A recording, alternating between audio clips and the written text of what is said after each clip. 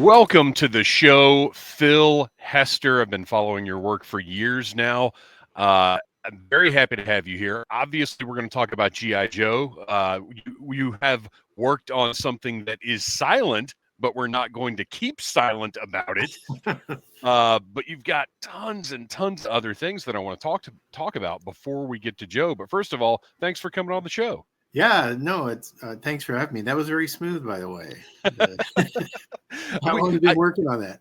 I try with the smoothness. It doesn't always come across, but every That puts once you in a ahead of while.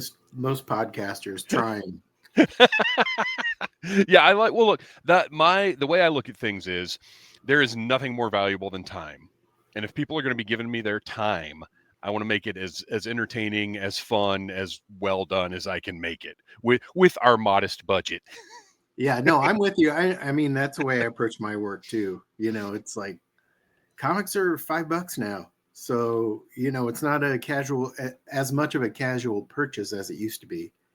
And I never know, like you never know as a freelancer what your last gig is going to be, especially when you get toward the back third of your career like I'm in.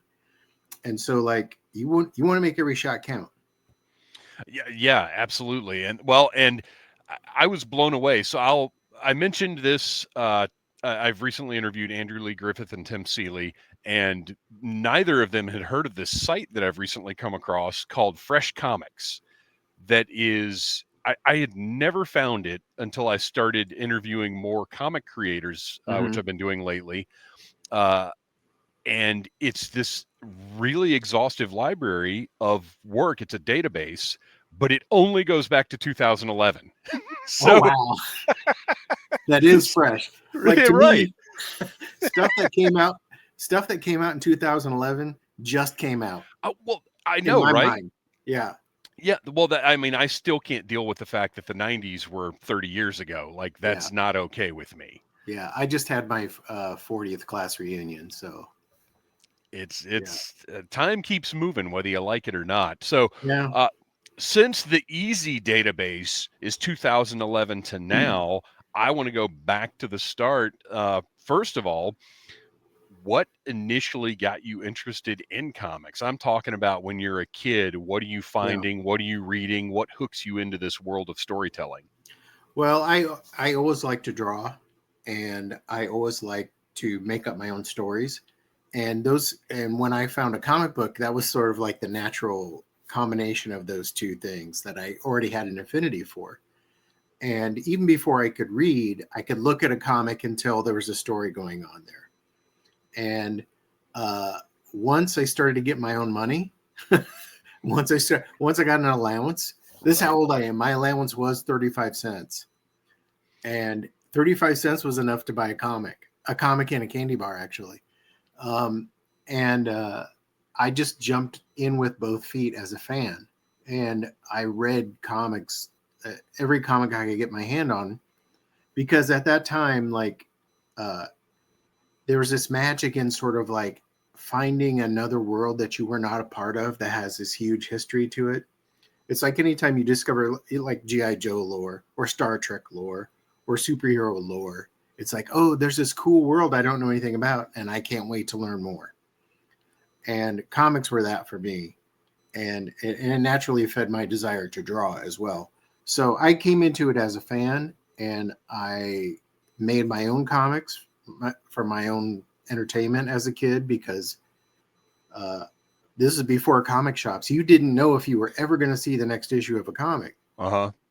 And so, like, if a comic ended on a cliffhanger, I would make up my own ending, and I'd draw it just so I would, like, in my mind, I'd be like, okay, Ben Grimm is okay. I figured it out, or, uh, so I was making my own comics as a kid, and I kept doing that all the way through high school. And I luckily found enough like-minded people in my very small high school that dug comics, and we could make comics together. And so we sort of had a little garage band of comic book makers. And I kept that up through high school and college, and started working in comics while I was in college. I love that. That's such a unique entryway because I same thing when I was when I first discovered comics, it was on a spinner rack in a little Yeah. souvenir shop while we were on vacation. Picked out a few, and then from there, for several years, it was literally just this change happened where I would ask my mom to go grocery shopping with her. Never Yeah. wanted to do that Yeah. before, but I knew if I went, we would pass by the comics in the magazine aisle. But like you said, like at that time, I wasn't aware of comic shops. I didn't know that was a thing. So it was the same kind of deal where you don't know if you're going to get the next issue. And I think back to reading like Uncanny X-Men or G.I. Joe or whatever, and the holes in the narrative, because both of those, I mean, Larry Hama and Yeah. Chris Claremont, both, they were ongoing stories. They weren't one and done issues. Yeah. And I think back to like, wow, I kept up with this stuff as best I could, but it never occurred to me to fill in those blanks myself. And I love that. That's so great. What and obviously that was a big part of learning storytelling for you as well. Oh, for sure. Like I said, I was into comics before I could read. And so, like, uh, the comics that appeal to me then and now are still, and I mean, this feeds into what we're talking about tonight. The comics that really appeal to me are comics with crystal clear storytelling or innovative storytelling, ideally a combination of both. So that even if you like another, I'm going to date myself again. Like I was reading comics before a lot of manga were being translated, or a lot of Italian or French comics were ever being translated, but I could get my hands on them. And if I could follow them without understanding the language, that comic worked. And so, like, I was really into stuff that you could follow without knowing the dialogue or the captions. And to me, even to this day, even when I'm writing or drawing a comic that I know is going to be dialogue heavy or have a lot of narration, for me, it has to work silently first. And that's why this GI Joe assignment was so natural to me. And that's a great thing, because I've really, as we get older, we take in things differently, we understand them differently. And as over the years I've read comics, I really have developed so much more of an appreciation for when the visual storytelling is on point. Yeah, Because you can enjoy a comic where the artist is taking more liberties and maybe things don't flow from panel to panel as naturally as they could. Like, I can still enjoy things like that, but it yeah, really jumps out at me now when I realize, like, oh my gosh, the sequential storytelling here is so clear. Like you said, even if there wasn't dialogue, I would understand, I would get the general idea of the cover to cover story. yeah. And that's sort of been my guiding light throughout my whole career. Is there have always been tons of people in comics that can draw better than I can, and that doesn't bother me because I know I'm at a higher percentile of people that can do visual storytelling. Yeah. And to me, that's a more valuable skill. Although I love sort of show offy drawing. That's cool to me too. Um, but since I don't have that skill set, like I'm 5'7", I'm not going to dunk. Okay. But I can work on my 3-point shot. Right. And so uh, that's a sort of the way I am as far as comics goes too. Like I know I'm never going to be in that sort of Neil Adams, Adam Hughes sort of territory as somebody as a draftsman. But I can study and I can think about storytelling that can put me in the same class as like the people that were my big heroes when I was growing up, like Eisner and Miller and Kirby, people that really put storytelling first. And that's you nailed exactly what it is. There's style and there's substance, and I am getting to a point where I'm really appreciating the substance over the style. Although I will say, uh, style is subjective. Oh, and there's nothing wrong with style. I mean, it's also the older I get. The weird thing about me is the older I get, the broader my tastes have become, which Yes. is a little bit of a flip for most people. Most people kind of winnow away until they only like one thing, and even that is grudging. But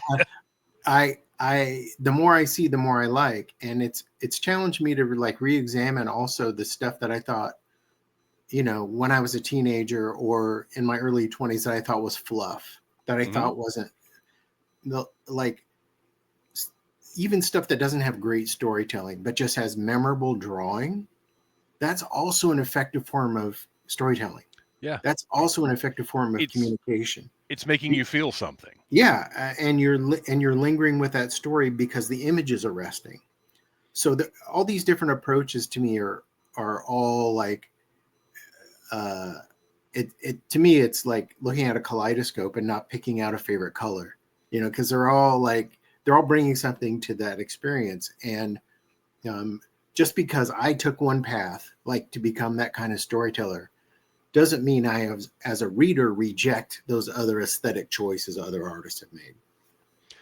I'm experiencing a very similar journey because looking specifically with GI Joe, Hmm. growing up with Real American Hero in the 80s, and then as things evolved and there were aspects of GI Joe that I didn't appreciate as much or I thought were too silly or too much or whatever the case may be. Now as I get older, I'm really enjoying some of the more silly and colorful stuff, and that's not just Joe, that's just life in general. Right. I'm really getting an appreciation for things that are just fun or just basic or as you said, I feel like my tastes are actually broadening Yeah, that's as cool. I experience and as I want to experience more things. Yeah, and if you're aging correctly, like you're still learning. Like you'll be Yes. learning till the day you die, and Yes. hopefully, it opens you up to more experiences. So going back, you have kind of run the gamut in your career, horror, superheroes, everything in between. What were some of the comics that were grabbing you over the years? Like, what are some standouts? What are some favorites? Things that, well, obviously creators that influenced you. We'll get to that, Mhm. but the sort of characters and stories that inspired you to want to create your own things. Yeah, it all goes back to those like those things you find in those formative first few years of fandom, and they're sort of like embedded in your psyche, and you're never going to get them out. And for me, those big things were Jack Kirby comics, especially Fantastic Four, a book called E-Man from Charlton Comics by Hmm. Joe Staton and Nick Cudi, and Bernie Wrightson Swamp Thing. And those Ah, were the things I saw when I was a kid, and I was not buying my own comics yet, but they were in my. I had kind of like counterculture uncles, and they had all those comics laying around, along with their motorcycle magazines and girly magazines. I would sneak up and look at their Swamp Thing comics. And to me it was like, so these were all these different poles, and they're so Swamp Thing was dark and eerie and kind of twisted but beautiful, and E-Man was bright and bouncy and lively and cartoonish, and Kirby was just power. And so all these different things are swirling around in my head, and like my whole career is this like unsuccessful attempt to like synthesize all those things. But I will say, when I was like probably 13, Miller started on Daredevil, and I I had that sort of miasma of like, I know I want to be a cartoonist and I like these things, but I don't know what kind of cartoonist I want to be, until I saw his Daredevil. And I was like, that's what I want. I want to be high contrast. I yeah. want to do like razor sharp storytelling. I want, kind of noirish, but still heroic and mythical. That's the kind of creator I want to be. So when I saw those Daredevils, it set me on a path to like loving and appreciating superheroes, of course, but wanting to do something more, something uh, like a little edgier, and and that sort of like pushed me in my career. Not to zoom out too far, but it sort of made me a tweener, not quite a superhero guy and not quite an alternative comics guy, just sort of a tweener in between, which was, I think, made my career path a little a little less predictable than most artists. But I was lucky that I came up during that black and white explosion and Yeah. that indie explosion of the 80s and 90s that had room for people like me. And I was lucky to come up in that environment. And it led to all sorts of, like really satisfying and fun gigs that if you could go back and tell that 13-year-old me, like one day you're going to write and draw Daredevil, you know, one day you're going to draw Batman comics, it would blow his mind.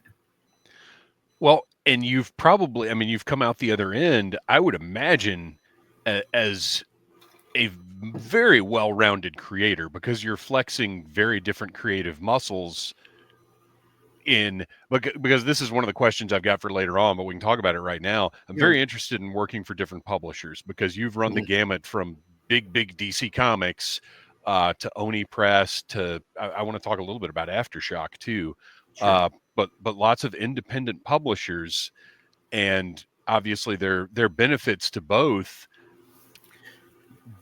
But what is it from an oversight perspective when you're brought on for a project? Mhm. What do you know to expect from each side of that? Well, there's pluses and minuses everywhere. When you work for Marvel or DC, you're going to be up front. You're going to be well compensated for your time. You're not going to have as much freedom. You're not going to be able to you know change something about you know Spider Woman's origin just because you feel like it that month. You got to have it okayed with the big bosses. Um, and then the flip side of that is when you go over to the indie side, there's less money, but there's more freedom. And so it's almost like investing in yourself, betting on yourself when you work on the indie side of things. Um, I I've never at any point in my career felt like I had to choose one or the other. Um, there's a great draw to working on the characters that you loved when you were a kid, and that makes up for a lot of the hassle of working, for the man. Right, right. um, and then, but at the same time, I'm a family man. I had to feed my kids, Yeah. and so I almost treated mainstream comics like my day job, and indie comics uh, like my moonlighting, and that's where I would take chances, and try things that may work and may not work, and even if you do something that's successful and meets all your aesthetic goals, it may not catch on with the general public, and you have to start over and try again. And no one's immune to that, but indie comics makes that more possible. The stakes are a little bit lower, so you're trusted to take more chances. Well, and it's almost like that Hollywood mentality of like one for them, one for me, Yes. where if you want to play with the big expensive toys, then you're going to have a stricter set of rules, but you're going to have a very different, Yeah. compensation at the end of the day. But then you get to go and do your own thing and have that more satisfying. Well, I say more satisfying creative experience, but I would imagine at this point you've found your niche of satisfaction with both. I would Yeah. think working within the system, there's probably, beyond financial, there's probably a certain amount of comfort of Yeah. working within, like, okay, I know where the guardrails are with this one. I know what they want. I know what I can give them, and comfort there, I would say. Yeah, I would say there are different brands of satisfaction, because sometimes it's almost fun. It's almost like it's almost like trying to rob a bank. Like when you're in that system, you're like, how can I do what I want to do and get under the wire, and, Right, right. and Yeah, and yeah, do it yeah. my way. Like I want to try something that might be a little, and I have to say, like in the last 10 years, I'm lucky that I've been around long enough and people know what I do, that I'm allowed to take more chances than I would have been at the beginning of my career. Mhm. Like I would not have been allowed to draw Gotham City Year One the way I did, Right. the way I just did at the beginning of my career. They would have, and now no one said boo about anything I did on that book. Like all the storytelling things I wanted to try were okayed. and it came out the way I wanted it to. And I was very, very happy and so thankful that Tom and Tom King and Ben Abernathy took chance with me on that. But in general, now people know what I do, and if they come to me, they know what I'm going to bring to things. So certain gigs, they're probably never going to approach me about, but other stuff, they think, yeah, Phil could do this. So they come to me and let me have my take with their toy. Well, and that's got to be a huge part of really any kind of creative path that anybody pursues for a career, is the building of that equity, is the building of Yeah. that, this is my brand, you can trust me with this, and getting to that point. Yeah, and it's not easy to get there. A lot of people get discouraged. A lot of people kind of knuckle under and just give them what they want. And a lot of people bail out completely and move on to other fields. But I think, like you said, you talked to Tim, and Tim and I have the same affliction. We really love comics. We love comics to an unhealthy degree. And like, we will be here when they outlaw comics, we're going to, Which any day now, apparently. it could happen. We'll be on a street corner handing out photocopied versions of our books, Stapled together. Yeah. We'll have that sandwich board, and be shoving Jack Chick tracks into people's hands. Let me show you something real quick. My buddy, this is actually my oldest friend. His name's Scott Stripling, and he's done art his whole entire life. You mentioned your buddies that drew together and did art together in high school, and that's we weren't paying attention in class. We were drawing in our binders. He just sent me some great G.I. Joe art he did, but he also sent me this little homemade comic. Oh, cool! Because he can't not make art. Yeah, and that's I love this. That's what's beautiful about mini comics. There's absolutely nothing between you and getting your voice out there. Mm-hmm. And, anybody, if you sit down and you do it, anybody can do this. Oh yeah. It's what's wonderful about comics, and I count myself very, very lucky to get paid for it. But again, it's I'm not a big fan of the nose to the grindstone.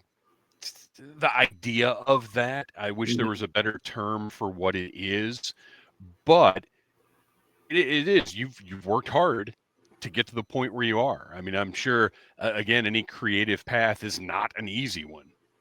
Yeah, it's not. And sometimes you'll look at people that that aren't at work at 3 a.m. on a Sunday. Yeah.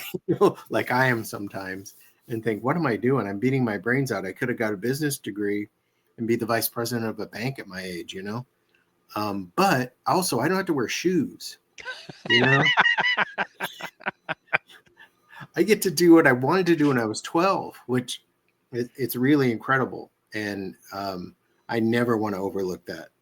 It's sometimes like this job can be a grind and it can wear you out, but every time it gets too much like that, I remember, I wake up when I want to, I work when I want to, and and I get to express myself, which is, really incredible. So you mentioned Tom King, and everybody should, let's see, I believe April 2nd, Gotham City Year One. I guess that's a collected edition. Yeah, there's a hardcover already, but this will be a soft cover for the people that didn't want to spring $30.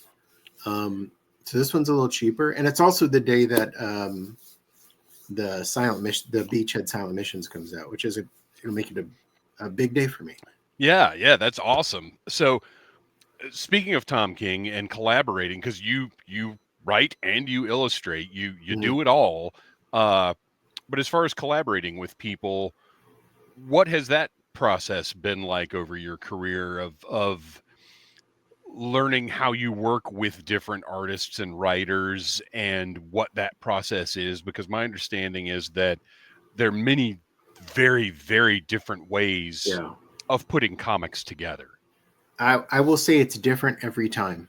And it's almost like a marriage. You've got to you come to the table knowing you're going to have to give up some stuff and you're going to get some stuff you didn't expect, but the sum of the parts is greater, because you work together.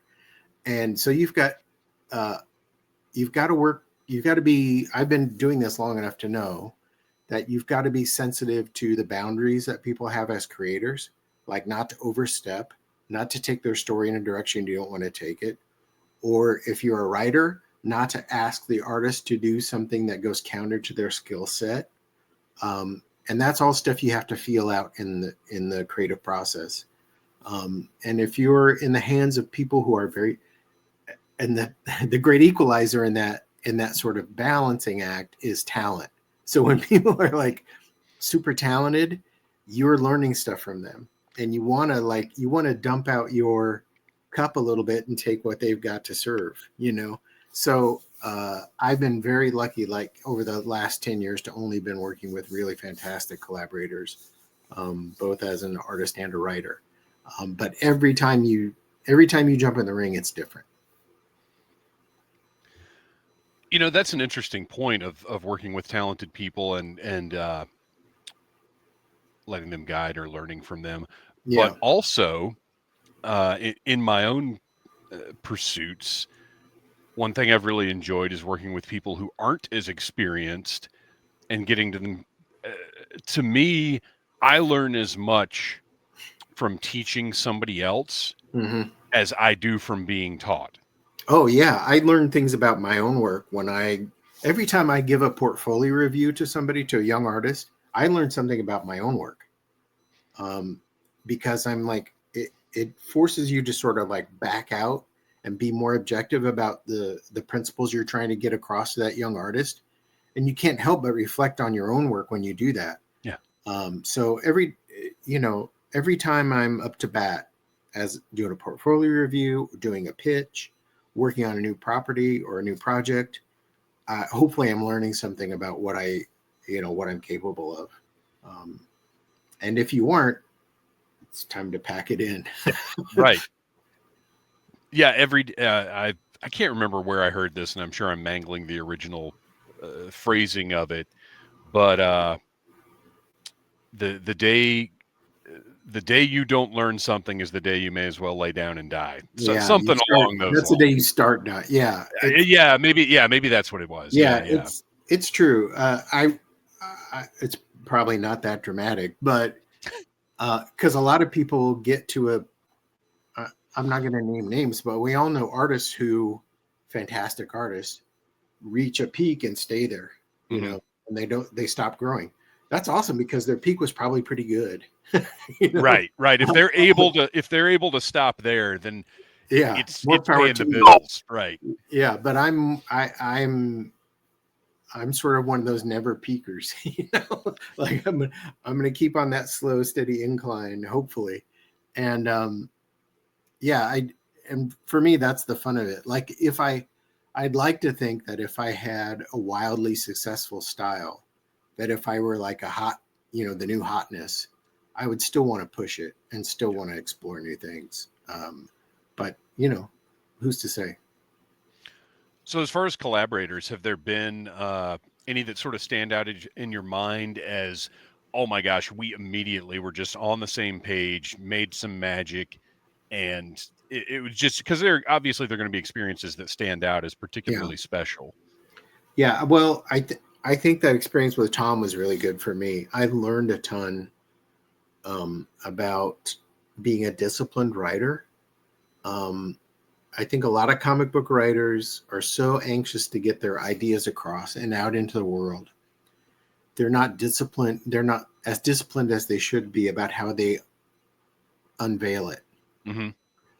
Sometimes they'll have Captain America turn to the camera and say, "And that's what family is all about," Right. Like they'll just, instead of letting it fold in a subtle and unexpected way. And I've learned that from working with Tom. I've learned that just doing a short story with Ram V. Jeff Lemire taught me a ton about that sort of thing. I'm spoiled. I can just go back through like my last like 10 years of collaborations, and there hasn't been a dud in the mix. And uh, like I said, even if they're a creator that approaches things in a different way than I would, instead of bridling against that, I will sort of take on that new perspective and see it from the way they're approaching the story, and hopefully I'll learn something about the way I approach stories. So for me, it's a really healthy, like, it's a healthy ego deconstruction to work with, to collaborate with people. But also, you got to remember, they want to work with you for a reason. Yeah. They, like, you've got a skill set that they want to tap into. So you can't just like totally empty out your ego and say, I'll do whatever you want. You have to have a viewpoint and you have to execute it. And so when that is working, when that is really humming along, and I felt that on Family Tree with Jeff, and I felt it with Tom. Uh, it feels really great. Like there's nothing holding you back. So it feels like that's why you got into comics. And there's like any of the little frustrations just sort of fall away. Well, there's nothing I enjoy more than collaboration, because getting other people's perspectives, input, ideas is just, again, it's another way of learning, but it's also just how you expand your own. Well, I think you said your cup of talent, something Yeah, along those lines before. It's how you expand your own vessel. right. Exactly. And you're in the right business. If you love collaboration, comics is the right business, because although they're fantastic, beautiful, landmark comics made by one person handling every aspect of it, when it comes to sort of the serial comic book that everyone is sort of used to, you need a team. And also, like, we grew up reading comics by teams, so our brains are sort of wired for that. Right.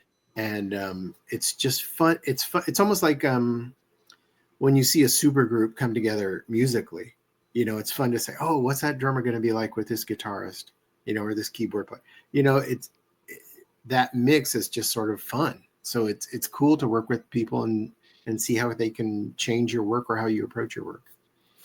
That's a funny point too, and I would have to sit down and give this some thought, because, like you said, I grew up reading comics that were created by teams, but I'm sure the first time, and I don't know what it was, but I'm going to do some thinking and try and remember the first time I saw a comic by a single creator, because I Mhm. got to imagine that was like, I took note of it and was like, "Whoa, that's crazy! One person did all this." Yeah, yeah. It's wild. It's wild to consider it, and it's incredible for somebody to have this skill set to do all of it. Um, Yeah, like I doubt I could letter a comic book. I think I've lettered one project of my own, and it was a bear. It wasn't fun, oh, and uh, so you know I really admire people that just like are so honed in on that vision that they want to do it cradle to grave. You know. yeah. Letterers are one of the many unsung heroes of comic books, because I Yes. just think about how, to me, how tedious and exacting and demanding that process must be. But Yeah. clearly, there is joy in it for people Oh, who it's an want to art. do it. Yeah, it is an art. Oh, yeah. There's no two ways about that. It's an art.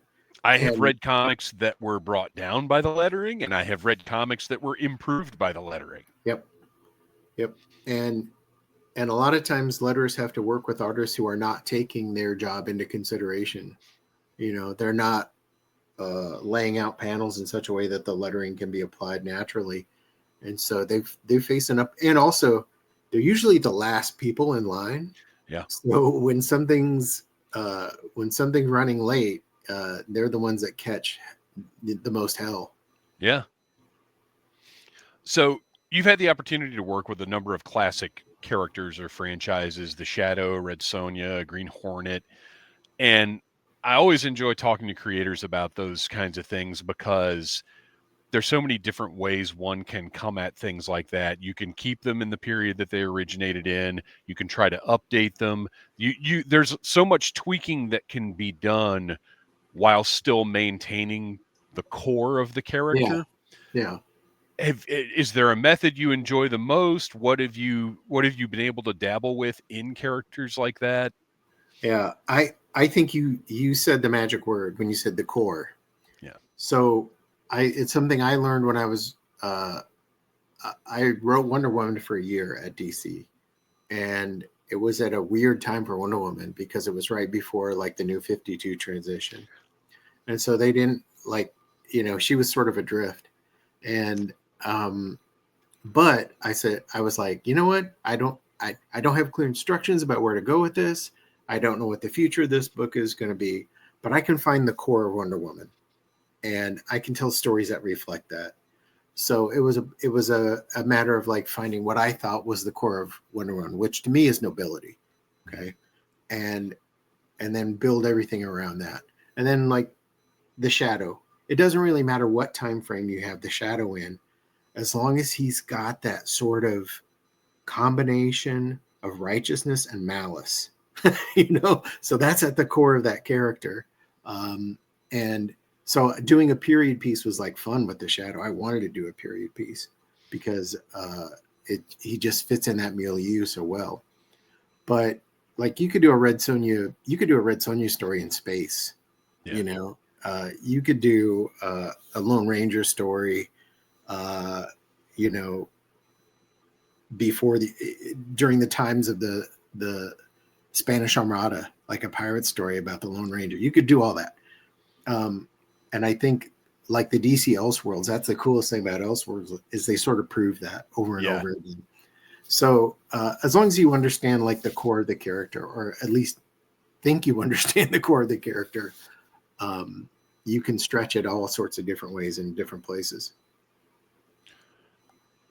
So we gotta knuckle down now. We gotta talk about GI Joe. Yes.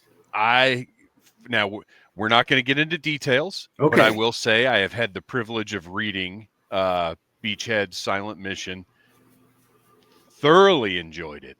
Cool. Really appreciated what you did with the character. It really spoke to me, and the idea of paying homage to the original silent issue by Larry Hama.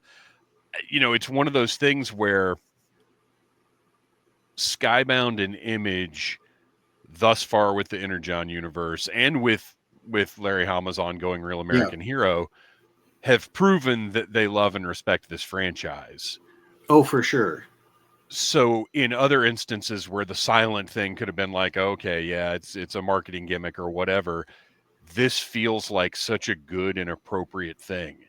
Yeah, I think what they did is, well, this is funny. Larry and I have a connection in a way. Like there was a time, I don't know, probably 5-6 years ago, when DC had a lot of artists that weren't like fantastic storytellers, um, and they needed to like sort of school them up to be good storytellers. So they hired both Larry and I to like like thumbnail books for artists, not draw them, but thumbnail them and hand them Yeah. off to artists and say, here's how I would have broken this down.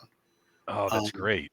so we have that same sort of like storytelling roots, in terms of like being clear communicators.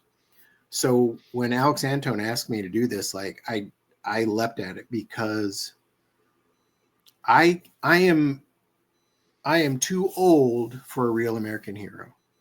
I'm a kung fu gripper. Yeah, Okay, yeah. I'm an Atomic Man guy.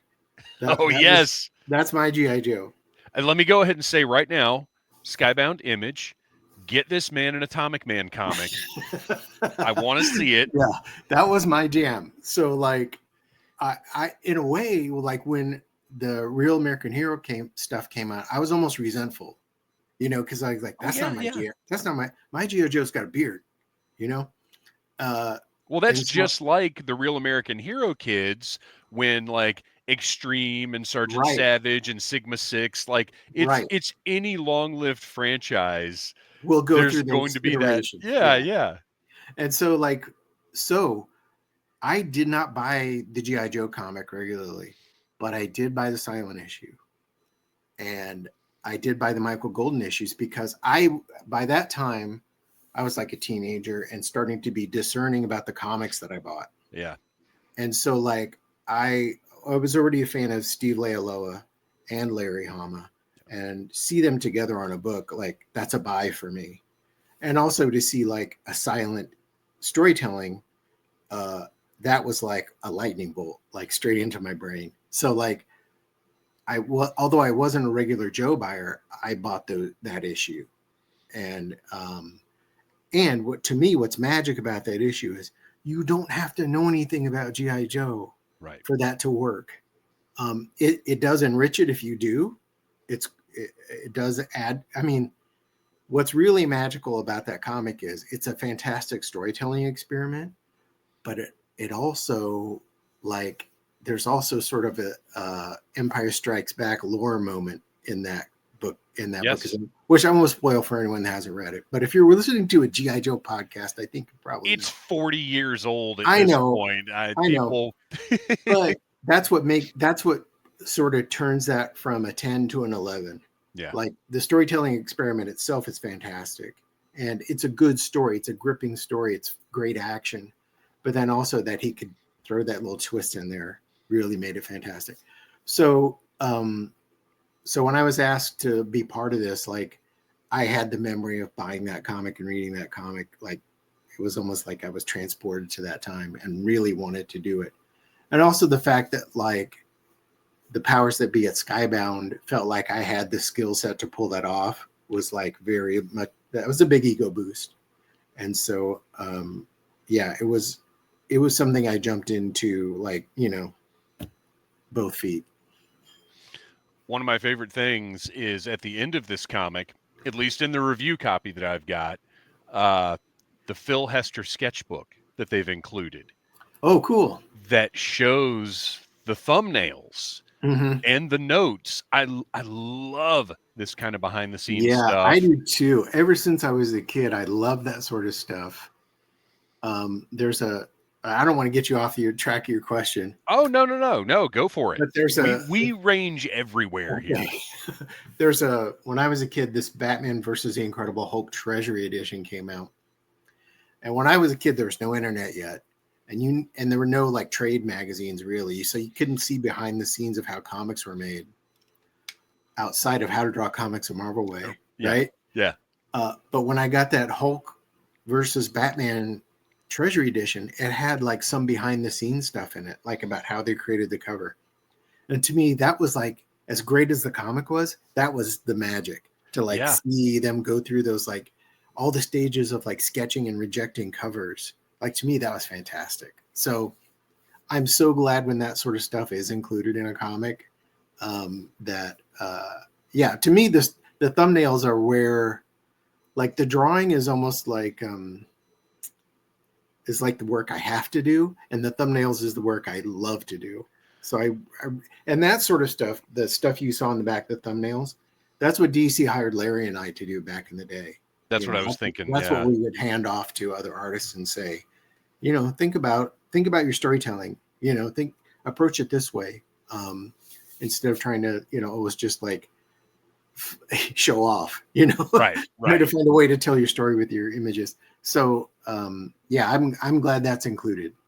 It's fantastic. And look, I think just beyond being interesting, I think it's important to include steps of the creative process, because I think about the light that went off when I was a kid trying to draw like the artist that I was reading these comics from, and not knowing what the process was. Yeah. And I remember seeing those blue pencil, Mm-hmm. the process for the first time, and I was like, oh, they don't start by Yeah. drawing a perfect Wolverine body. Right. It's a lump of ovals. And yes. I like, young creators need to see this stuff. They need to see the process of, you don't start with a finished product. It's why a lot of times you'll see people that grow up imitating other artists. They imitate the surface details without the foundation. And that's I don't blame any young artist for doing that. That's what you see, and that's what appeals to you, and that's what turns you on. So you sort of fall into that trap of emulating that stuff.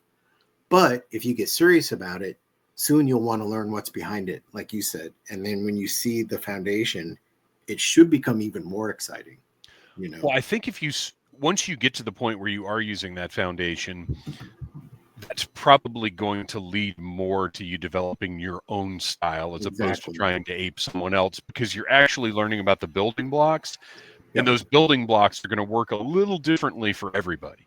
Yeah, and once you synthesize those two things, like the excitement that got you into comics, but then the hard work about how to build them properly, you will get a style whether you like it or not.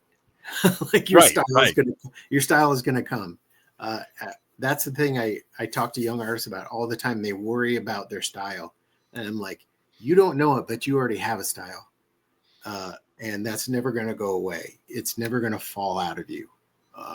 The more you work, you're just going to get better at it. So start working. Well, and the fun thing about a style is I would imagine most artists, they start probably with 2, 3 really strong influences that most of their Yeah, stuff pretty much looks like those 2 or 3 things, but you also have to keep taking it in, have to keep up with the media, yeah, because you're going to build. Well, it goes back to what we've been talking about this whole episode, learning. yeah, You're going to consistently be learning and seeing new things and be like, wait, why did they do this like this? Oh, that makes sense. And you yeah. may not do that exact same thing, but it may make you think of how you're doing something a different way. Well, for sure. Like when I look at my own work, all I see is what's wrong with it. Of When I course. look at somebody else's work, all I see is what's right with it, Hmm. and that's a function of like human ego. But um, it can give you perspective. Like when you see something and you're like, man, I really admire the way this guy handles forms. I really admire the way Stuart Eminem handles the way the light falls on a figure, or I really admire the way Bill Quisevely handles like motion or liquid, so like you can almost you're almost like a DJ. You can sample all these different things and like sort of Yeah. synthesize them with your work, and hopefully that process never stops. Like you get a bag of tricks and you know how to use that bag of tricks, but hopefully you're always adding to your bag. So to go back to GI Joe, you mentioned, and see, I appreciate this because as much as me and my co-hosts for the regular show are kids of the 80s, we want to cover all periods of GI Joe, and we have Mhm. talked about Atomic Man. We have talked about all the one thing we haven't delved into as much as we should is, of course, the original 12-inch line, because that Oh, one's, right. as much as we're aware of it and have even owned like some of the modern recreations, it's just a different beast. But it sounds like the 70s stuff is maybe like, let's talk a little bit about that. And would you be interested in, like, if they said, hey, look, we want to deal with Oh yeah. adventure team, we want to maybe try a little mini series, is that something that would be Oh up yeah, your alley? sure, sure. Like I look through Eagle Eye GI Joe's the back of his head. I had a Christmas with I got two Intruders and an Atomic Man, and that was like I remember that to this day. Um, yeah, no, that's my nostalgia sweet spot. You know, so I could definitely get into that. Yeah, for sure. Intruder has come up on the show a number of times because it's such a unique, I love, and it's happened over the course of the history of GI Joe. I love when something that just doesn't seem to match the aesthetic gets entered into it. Like And Bullet Man. well, yeah, Bullet Yeah, Man. I mean, so because there are always those in between times yeah, where it isn't successfully chugging along on its own inertia, where they have to try some different weird things. yeah. And again, as I've gotten older, I appreciate those different weird things because they're Oh, creativity. I'm drawn to that. Like I'm drawn to the weird corners of any superhero's long history or any franchise's long history. the stuff that gets like really out of whack and really strange, to me, that produces some really interesting results. And so like, yeah, like I love the Doom Patrol. I've loved the Doom Patrol my whole life. And it's had so many weird meanderings that it's like it's a treasure trove, you know? And every take of Doom Patrol to me has been interesting. Like the straight up, like when John Byrne was doing straight superhero stories, Yeah. or when Tan Eng Huat was drawing really wild Doom Patrol, or whatever, or the classic, you know, Grant Morrison, Richard Case Doom Patrol, or all the way back to Bruno Premiani and Arnold Drake. All those takes are wildly different, but there's something cool about that concept that survives like a through line, like we were talking for again, that core. Yeah. Yeah. And that GI Joe core is like, whether it's an adventure team trying to rescue an endangered rhinoceros or a real American hero trying to rescue some hostages, it's about you know, like helping. It's about rescuing. And so that's the core. And I think that's in my story too. I think that core about of Beachhead being not just a righteous person, but also as being a teacher. Mm-hmm. And it was finding a way to improvise and you know, meet the mission parameters no matter what sort of situation he's in. I think that's reflected, that core is reflected in the story. Yeah, absolutely. It puts him in a situation unlike anything we've seen from him before. And we learn about the character. And we also learn, I'll just say this right now, this man right here can draw an alley viper. Yeah, they they were like, I was just going to draw regular, you know, Cobra Troopers. And the editor, Alex Antone, was like, you know, this is a perfect chance to use alley vipers. And I'm like, okay. And I'm like, wait, these are harder to draw. Well, you nailed it. It was such an But it was exciting still moment. fun. Yeah, it was very, very cool to see. So before we go, what else is it? We mentioned Gotham City Year One and Beachhead Silent Mission, both coming out April 2nd. But what else have you got going on? What else do you want to For talk the about? last year, I've been working on a series that's not announced from Dark Horse, and I'm not. They don't let me break news, so I'm not allowed to say what it is. But I DC will have me on for an occasional cover or pitch in on an issue of Green Arrow here and there when they need help. But I've got that Dark Horse series coming up, and then I have actually a couple series coming out from Ignition Press, which is a new publisher, and I'll be writing and drawing one of those, and just writing the other one. And I'm doing. I hate to be this kind of tease, but I'm doing another thing for IDW that ironically is largely a silent storytelling experiment. Okay. So I don't know what the odds of this were, but like at one point a couple months ago, I might have been the only person on earth working on two silent comics at the same time. That's awesome. Yeah. So where can we find you online to keep up with what you've got going on? I'm just Phil Hester at both Twitter or X, Twitter and Blue Sky, both. Okay. And eventually I will soon, hopefully I'll have a website and a Substack, but those two, Blue Sky and Twitter, you should be able to find me. And of course, as we always say, the best way to keep up with Phil's work, go to your local comic shop, talk to the people there, let them know, put Phil Hester's stuff in my poll. Right. We've got to keep comic shops alive. That is a huge part of keeping this industry that we love going. And I am in your comic shop whether they want me to be or not. Phil, thank you so much. I wanted you to be here tonight, and excellent. I appreciate it. Thanks for having me, Dave. It was a blast. Smash that like button if you like Needless Things.